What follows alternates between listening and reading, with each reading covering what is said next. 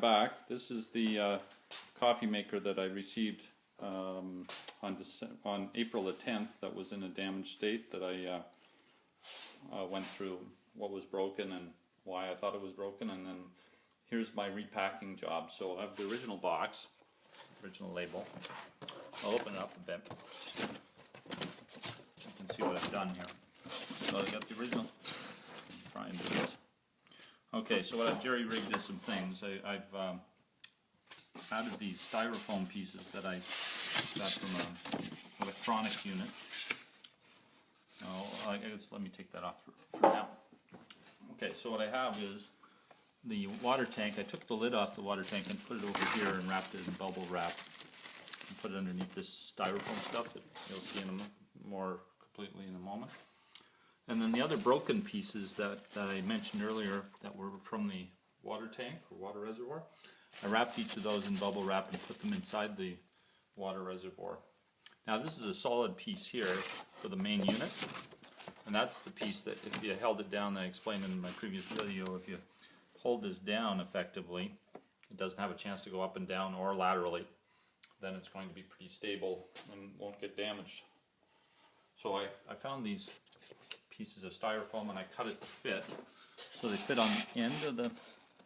Let's see if you can see that. It slides over and holds down this unit right here, in this solid piece.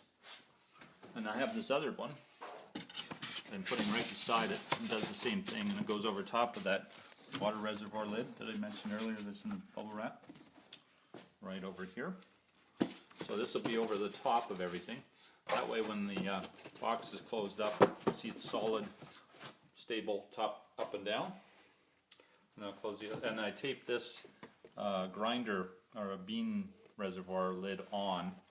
It's damaged underneath, but I taped it on, and that won't be able to move, and it's going to be stable because when these lids are down, there's nothing that's going to allow that unit to move either up and down or laterally, so it'll be stable. Now, because the box was flimsy, let's close these leaves of the original box. This box is pretty flimsy, as I mentioned previously.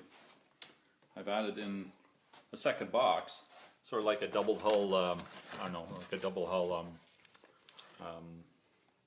oil tanker.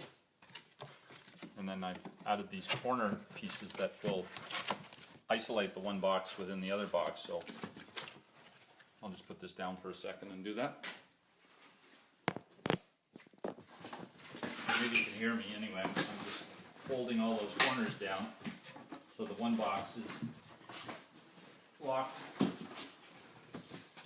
in place inside the other box, so it doesn't have anywhere to move.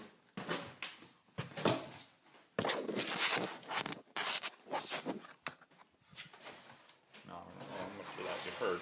Anyway, that I can close this, just fold down these corners.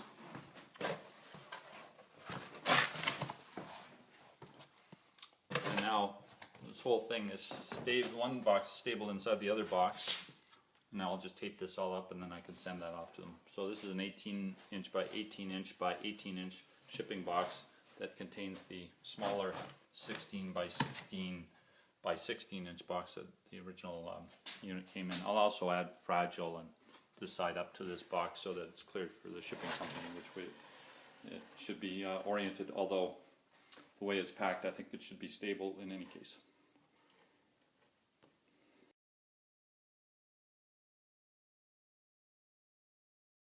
So here's the box closed up and marked up. So I have fragile on the side, this end up that's on every side, and then on two sides I put the address of the original seller, the return address for this coffee maker that's in this double box.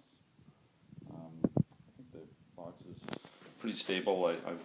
You can actually put all your weight on all four corners and on the centers of the box, and I'll try and do a little bit here.